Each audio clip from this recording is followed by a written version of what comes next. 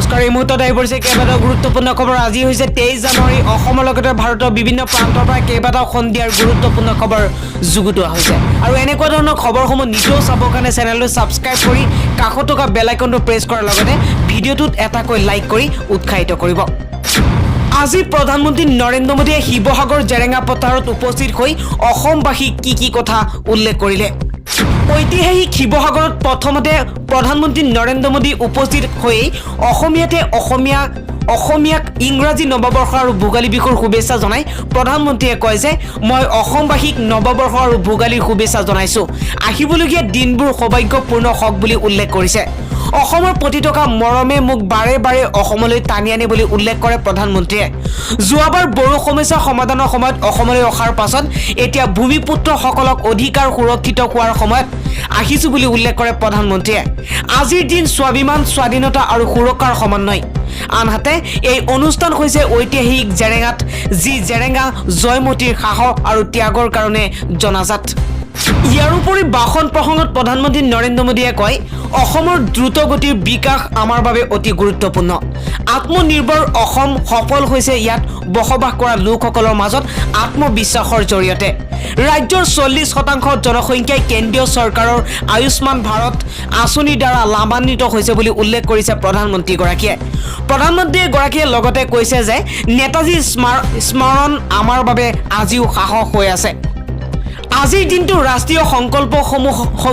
পূৰণৰ এক অন্যতম দিন আমাৰ সংস্কৃতিত মাটি নিৰ্জীৱ হয় মাটি আমাৰ মাতৃ ভূপেন হাজৰিকাই কোৱাৰ দৰে অমূৰ ধৰিত্ৰী আই চৰণতে দিবা ঠাই খেতিয়কৰ নিস্তাৰ নাই মাটি বিনে অসহায় এই গানৰ পংক্তি কৈ প্ৰধানমন্ত্ৰী নৰেন্দ্ৰ মোদীয়ে কৈছে আজিৰ দিনটোত এই ভূমিপুত্ৰসকলক আইনী মৰ্যাদা প্ৰদান কৰা হৈছে 2016 চনত বিজেপি চৰকাৰ গঠন হওঁতে অসমৰ প্ৰায় 6 লাখ থলুৱা লোকৰ পত্তা নাছিল কিন্তু বিজেপি চৰকাৰে এই সকলৰ হিতৰ বাবে চিন্তা কৰি ভূমি আইন সংশোধনৰ জৰিয়তে লৈ লাখৰ ঘৰত মাটি পট্টা প্ৰদান কৰা হৈছে বুলি প্ৰধানমন্ত্ৰীয়ে উল্লেখ কৰে এই মাটিৰ পট্টা কেৱল এখন কাগজ নহয় কিন্তু এটা পট্টাৰ দ্বাৰা এই সকল ভাৰত চৰকাৰৰ বিভিন্ন আঁচনিৰ অংশ হ'ব পাৰিব বুলি উল্লেখ কৰিছে প্ৰধানমন্ত্ৰীগৰাকীয়ে ব্যৱসায়ৰ বাবে ঋণ পোৱা সহজ হ'ব এই মাটিৰ পট্টাৰ জৰিয়তে চাহ জনগোষ্ঠীৰ প্ৰসংগত প্ৰধানমন্ত্ৰীয়ে কয় যে চাহ জনগোষ্ঠীৰ বিগত দিনত অৱস্থা শোচনীয় আছিল এতিয়া ঘৰ পানী অনাময় আদি সকলো সুবিধা চাহ জনগোষ্ঠীয়ে লাভ কৰিছে বেংকৰ সৈতে চাহ বনোৱাসকলক পোনপটীয়াকৈ সংলগ্ন কৰা হৈছে বড়োসকলৰ আতংকৰ সমস্যা ইতিমধ্যে চৰকাৰে শেষ কৰিছে এতিয়া এই বৃহৎ অংশ উন্নয়নৰ পথত যাব বুলি উল্লেখ কৰে প্ৰধানমন্ত্ৰীগৰাকীয়ে আজি অসম আৰু উত্তৰ পূবৰ বিকাশ হৈছে বুলিও প্ৰধানমন্ত্ৰীগৰাকীয়ে কয় অসম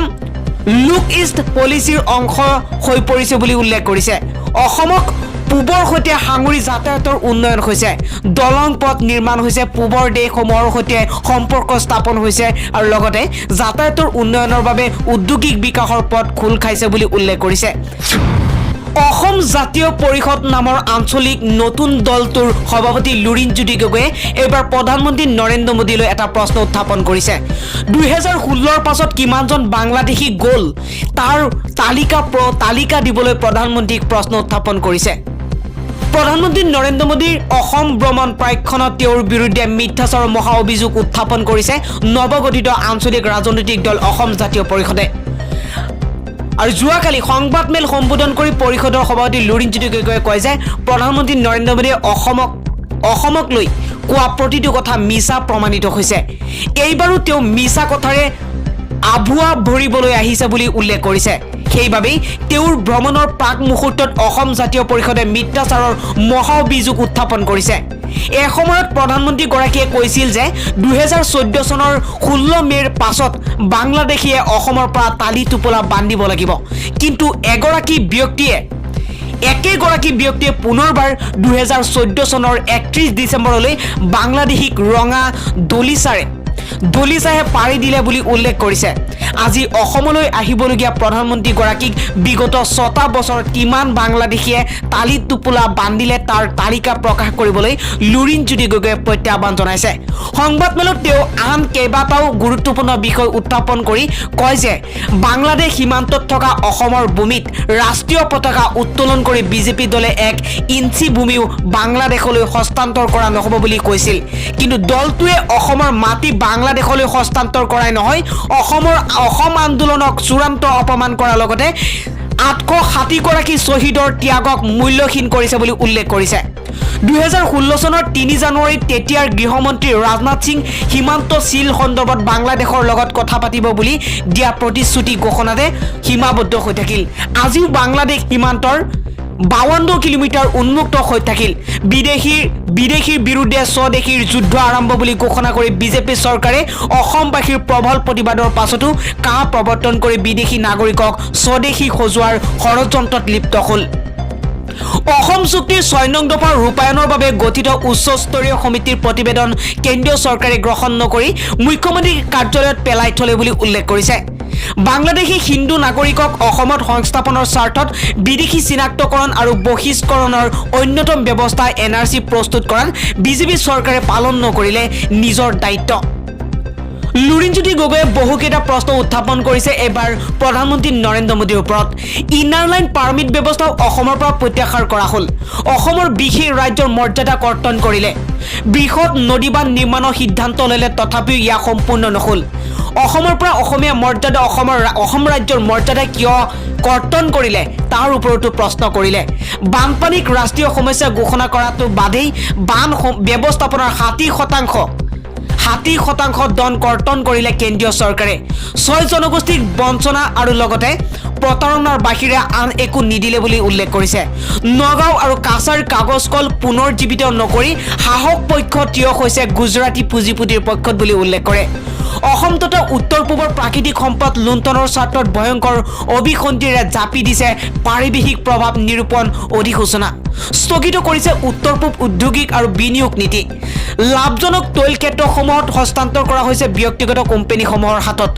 কেন্দ্ৰৰ দীঘলীয়া প্ৰবঞ্চনাৰ এটাৰ পাছত আন এটা অভিযোগ উত্থাপন কৰি অসম জাতীয় পৰিষদৰ সভাপতি লুৰিণজ্যোতি গগৈয়ে কয়, প্ৰধানমন্ত্ৰী নৰেন্দ্ৰ মোদী ডাঙৰীয়া অসমৰ জনগণক কৰি অহা প্ৰতাৰণা প্ৰবঞ্চনা আৰু ভুৱা প্ৰতিশ্ৰুতিৰ ইতিহাস আৰু দীঘলীয়া নকৰিব। ইতিমধ্যে যথেষ্ট হ'ল। কেৱল ক্ষমতাৰ স্বাৰ্থত আপোনালোকে কোনটো পৰ্যায়লৈ যাব পাৰে অসমৰ জনসাধাৰণে সেয়া ভালদৰে উপলব্ধি কৰিছে। অসমৰ খিলঞ্জীয়াই কেতিয়াও আপোচ নকৰে। প্ৰধানমন্ত্ৰীগৰাকীয়ে সেই ইতিহাস অধ্যয়ন কৰক বুলি উল্লেখ কৰিছে। ইতিমধ্যে বহুত হ'ল। নিবনুৱা সমস্যা হৈয়ে থাকিল। অসমখন দুৰ্নীতিত পুত গ'ল আৰু প্ৰধানমন্ত্ৰীৰ কথাই অসমবাসীক আৰু আশ্বস্ত কৰে। ইয়াৰ আঞ্চলিকতাবাদৰ সময় হৈছে এতিয়া। শোষণ, লুণ্ঠন আৰু প্ৰতাৰণাক প্ৰত্যাহ্বান জনাবলৈ অসমৰ জনগণ সাজু হৈছে আৰু অসমৰ জনগণে এতিয়া উচিত শাস্তি আৰু লগতে উচিত চৰকাৰ হ'বলৈ বিচাৰিছে বুলি উল্লেখ কৰিছে। স্বয়ং আঁচনিৰ বাবে আবেদন কৰা লোকসকলৰ বেংকৰ একাউণ্টত এতিয়াৰ পৰা 30,000কৈ টকা জমা কৰা হ'ব আৰু তাৰ পাছতে তেওঁলোকৰ বেংকৰ একাউণ্টত দ্বিতীয় কিস্তি 20,000 টকা, সৰ্বমুঠ 50,000কৈ টকা দিয়া হ'ব ৰাজ্য চৰকাৰৰ ফালৰ পৰা। এইবাৰ স্বয়ং আঁচনিৰ নামত প্ৰতিখন জিলাতে এতিয়া প্ৰতিজন মন্ত্ৰী বিধায়কে ইয়াৰ আঁচনি কৰি ইয়াৰ বাবে এখন সুন্দৰ পদক্ষেপ গ্ৰহণ কৰিব ৰাজ্য চৰকাৰৰ ফালৰ পৰা। প্ৰতিখন জিলাত এটাৰ পাছত এটাকৈ আনুষ্ঠানিক অনুষ্ঠান অনুষ্ঠিত কৰি এইবাৰ বিতৰণ কৰা হৈছে বা তেওঁলোকক চেকবুক বিতৰণ কৰা হৈছে, চেক দিয়া হৈছে স্বয়ং আঁচনিৰ নামত। প্ৰথমতে 30,000, তাৰ পাছত 20,000 তেওঁলোকৰ বেংকৰ একাউণ্টত দিয়া হ'ব ব্যৱসায় বাণিজ্য কৰিবৰ বাবে ছাত্ৰ ছাত্ৰী যিসকল বৰ্তমান শিক্ষিত নিবনুৱা আছে। অসম চৰকাৰৰ এটা সফল আঁচনি। অসমৰ আৰ্থ দৰিদ্ৰ যুৱক যুৱতীৰ উন্নয়ন কৰাই হৈছে চৰকাৰৰ মূল লক্ষ্য। কোভিডৰ বিৰুদ্ধে দীঘলীয়া সময় যুঁজাৰ সময়ত অৰ্থনীতি স্থবিৰ হৈ পৰিল বুলি উল্লেখ কৰিছে। অসমৰ শিক্ষামন্ত্ৰী ডক্টৰ হিমন্ত বিশ্ব শৰ্মাই কৈছে, ৰাজ্যৰ 52 লাখ পৰিয়ালে অসমত বিনামূলীয়াকৈ চাউল লাভ কৰি আছে। বেংকৰ ঋণ লৈ অধ্যয়ন কৰি থকা 6,000 ছাত্ৰ ছাত্ৰীৰ একাউণ্টত 50,000কৈ টকা প্ৰদান কৰা হ'ল আৰু 22 লাখ মহিলাক মাহিলী 830 টকাকৈ দি থকা হৈছে বুলি উল্লেখ কৰিছে হিমন্ত বিশ্ব শৰ্মাই আৰু বিবেকানন্দ যুৱ সবলীকৰণ যোজনা স্বয়ং আঁচনিৰ জৰিয়তে 2 লাখ যুৱক যুৱতীক 50,000কৈ টকা প্ৰদান কৰা হৈছে আৰু গোলাঘাট জিলাত এই ভাষণ প্ৰসংগত উল্লেখ কৰিছে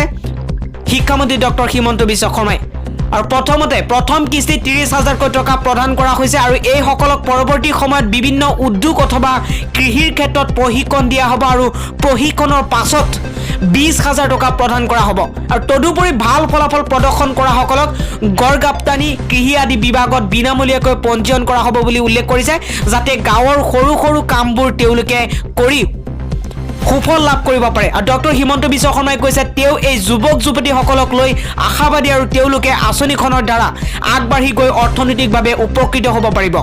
তদুপৰি 20 ফেব্ৰুৱাৰীৰ ভিতৰত বাজেটৰ সকলো আঁচনি কাৰ্যকৰী হ'ব বুলি মন্ত্ৰী ডক্টৰ হিমন্ত বিশ্ব শৰ্মাই ঘোষণা কৰে মুখ্যমন্ত্ৰী মমতা বেনাৰ্জীৰ তীব্ৰ ভাষ্য দেশত এখন ৰাজধানী কিয় চাৰিওদিশত লাগে চাৰিখন ৰাজধানী পশ্চিমবংগৰ মুখ্যমন্ত্ৰী মমতা বেনাৰ্জীৰ অদ্ভুত দাবী যি দাবীক বহুতেই সঠিক বুলি কোৱাৰ বিপৰীতে বহুতেই কৈছে ইয়া কেৱল